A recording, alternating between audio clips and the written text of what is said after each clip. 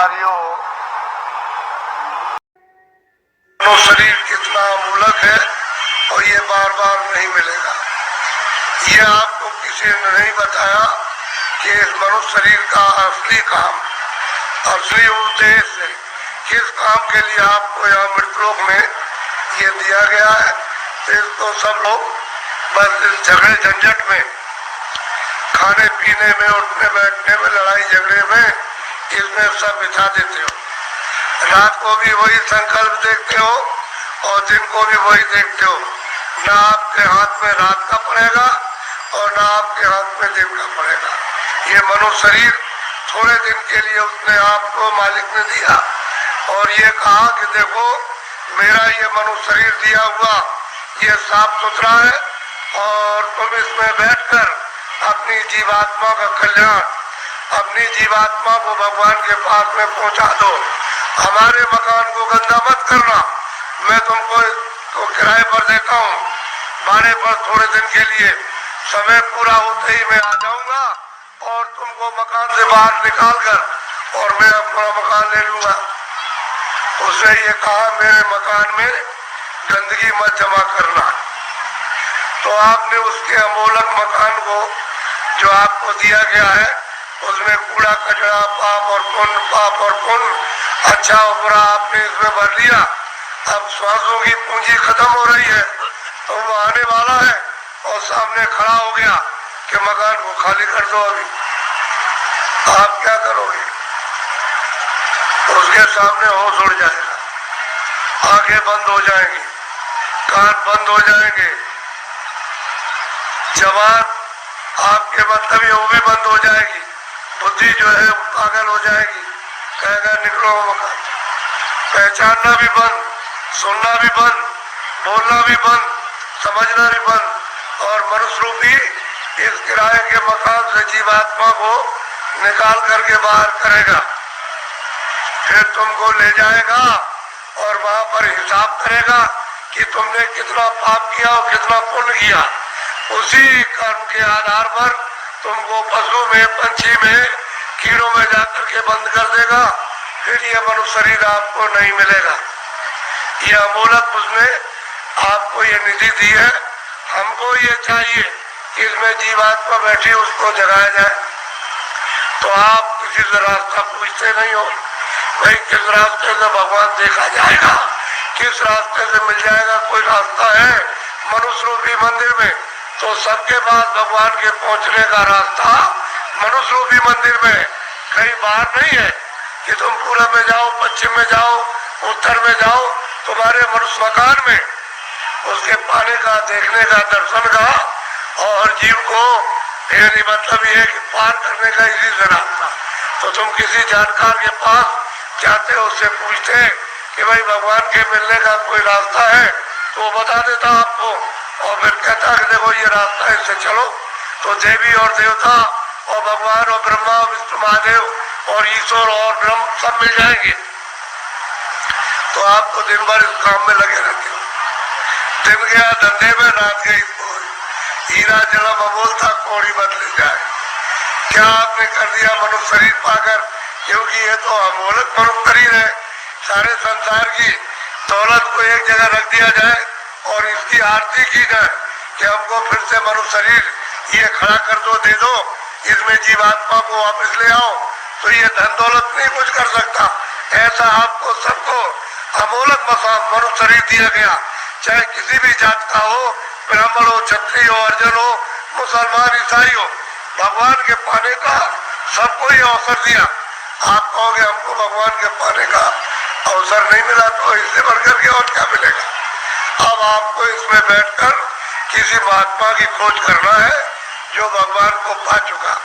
उसको अगर आपने पा लिया और उसके पास पहुंच गए तो भगवान के पाने की आप में इच्छा जगा देगा।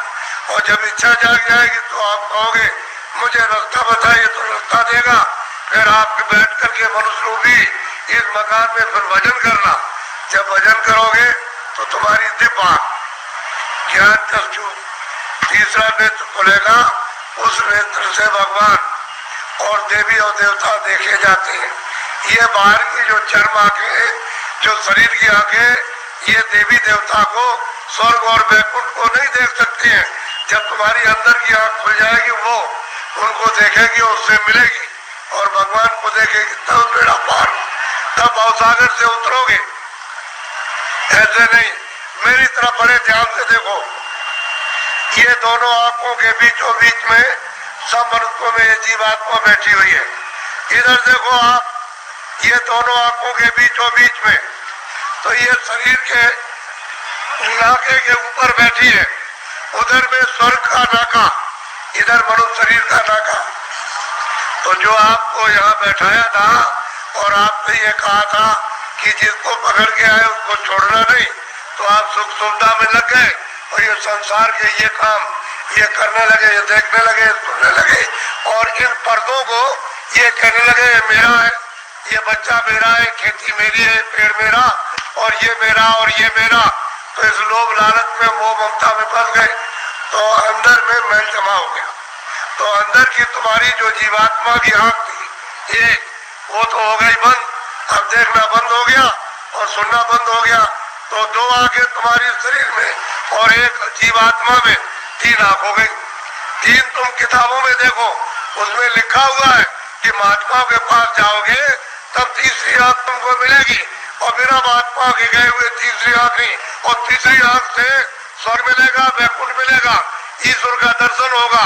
इन 4 आंखों से देवी देवताओं को आप नहीं देख सकते हो। फिर उन्होंने कहा कि भाई देखो ये जीवात्मा बैठी है, उसमें एक कान है और शरीर में 2 कान, तो बाहर के कान बाहर की आवाज सुनते हैं और जीवात्मा का कान भगवान की आवाज को सुनेगा। तो तुम्हारे घट घट में, मनुष्य रूपी मकान में घंटे और घड़ियाल, आरती, पूजा 24 घंटे हो रही है। तुमने कभी अपनी जीवात्मा से उसको सुना और देखा? सो रहे, ऐसे ही चले जाओगे, न तो ये जमीन जाएगी, न ये बच्चे जाएंगे, न तुमने सोना चांदी जमा किया हो जाएगा, न कपड़े जाएंगे, ये कुछ भी नहीं, सब जुड़ के और तुमको यहाँ से निकाल कर इसी मकान को उठा करके वहाँ जंगल में ले जाकर के शमशान में पहुंचा के जला देंगे। क्या आपके साथ जाएगा? क्या जाए थे आप? कुछ नहीं, अकेले आए थे। जब जाने लगोगे तो अकेले जाओगे, लेकिन इस माया में, इसमें ऐसे जड़ माया में फंस गए हो कि तुमको अपना होश ही नहीं है कि मैं जिस रास्ते से आया हूँ कैसे वापस जाऊंगा, रास्ता भूल गए। अब महात्मा महापुरुषों की जरूरत है तो रास्ता बताए, बिना उनके रास्ता बताए हुए जो जानता है वही रास्ता मनुष्य रूपी मकान में बताएगा। और तुम्हारा ये जो दिल है, ये हृदय जो कूड़ा कचरा पाप और पुण्य का यहाँ भरा, यहाँ नहीं, यहाँ कूड़ा कचरा नहीं है, ये सब यहाँ पर भरा हुआ, उसको महापुरुष साफ करेंगे और फिर जब सफाई कर देंगे तो मन और बुद्धि और चित्त तुम्हारा निर्मल हो जाएगा। तो जीवात्मा जब साफ होगी तो आँख खुल जाएगी, कान भी खुल जाएंगे, सुनने भी लगना और देखने भी लगना। जब दिखाई देगा तो देवी देवताओं से मिलना भी, उनसे बात भी करना, और जो उसका रचने वाला जो है, जिसने ये सब कुछ बनाया, उस ईश्वर का भी दर्शन साक्षात्कार होगा। लेकिन तुम्हारे मनुष्य रूपी मंदिर में ही उसका घाट है, उसके पास जाने का। ये असली मंदिर है, ये मनुष्य मंदिर है। इसी को जिस्मानी मस्जिद कहते हैं, इसी बॉडी को कहते हैं चर्च। इसमें जीवात्मा बैठी हुई और जीवात्मा चेतन है, शरीर जड़ है, इसमें आकर के फंस गई। अब इसको कैसे निकाला जाएगा वो तो महात्मा जब युक्ति बताएंगे, रास्ता बताएंगे, तो धीरे से ये जीवात्मा मतलब ये जाग जाएगी और निकल के बाहर शरीर से बाहर खड़ी हो जाएगी। कैसे खड़ी होती है? जैसे मृत्यु के वक्त में जबरदस्ती निकाल के बाहर कर दिया, शरीर ये पड़ा। ऐसे ही साधन भजन करने पर जीवात्मा अलग हो जाती है और शरीर ये पड़ा वो अलग हो गई। तभी तो आप परमात्मा को देख सकोगे। जीत है जी, सबने कहा है कि मनुष्य रूपी मंदिर में जीवात्मा को घाट पर ला करके जगाओ तो दिव्य नेत्र ज्ञान चक्षु खुल जाए, तो जीते जी भगवान को पाओ। अरे भाई, मीरा ने जीते जी पाया, तुलसीदास ने जीते जी पाया, रैदास जी ने जीते पाया। जब कलयुग में इन लोगों ने जीते जी बहुत महात्मा महापुरुषों ने और सिंहों ने प्राप्त कर लिया, वैसे आप भी कर सकते हो। लेकिन कोई महापुरुष प्राप्त करने वाला मिलना चाहिए। वो नहीं मिलेगा तो जीवन अपना ऐसे ही चला जाए।